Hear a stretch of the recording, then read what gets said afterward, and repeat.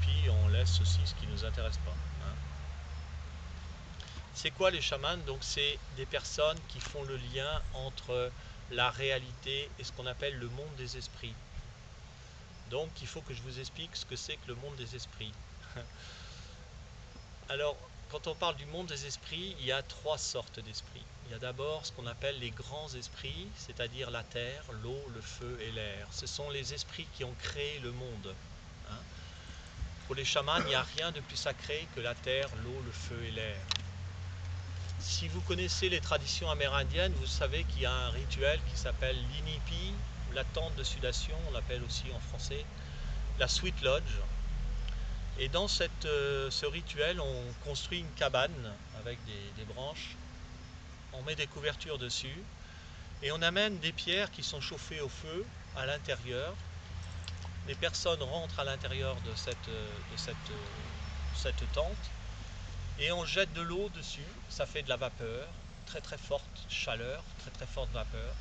Et ça, c'est le symbole de la création du monde, c'est-à-dire que là, tous les grands esprits sont présents. Ça, c'est un rituel chamanique qui relie à ces grands esprits. Et les grands esprits sont servis par ce qu'on appelle les esprits de la nature. Pour nous, les chamans, tout ce qui existe est sacré. Que ce soit le moindre brin d'herbe, que ce soit une pierre, que ce soit un arbre, que ce soit le ciel, les étoiles, la lune, le soleil, que ce soit les animaux, les plantes. Hein. Tout ce qui existe est une porte pour atteindre ce qu'on appelle le grand esprit, c'est-à-dire l'esprit de la vie, tout simplement. Hein. Tous les jours, les chamans vont faire ce que l'on appelle des rituels pour que la région ou la ville qu'on habite soit en harmonie avec la nature.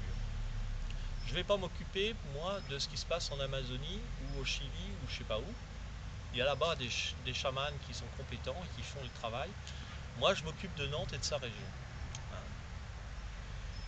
On peut éviter, si on fait ces rituels, au niveau de la terre, les tremblements de terre, les glissements de terrain.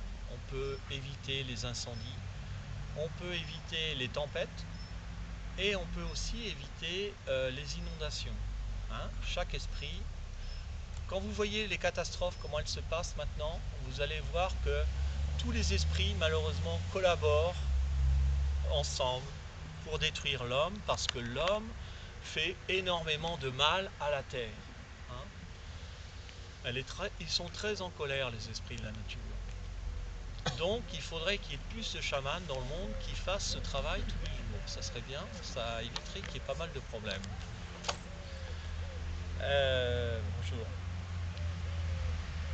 Les deuxièmes sortes d'esprits, c'est ce que l'on appelle les forces pensées.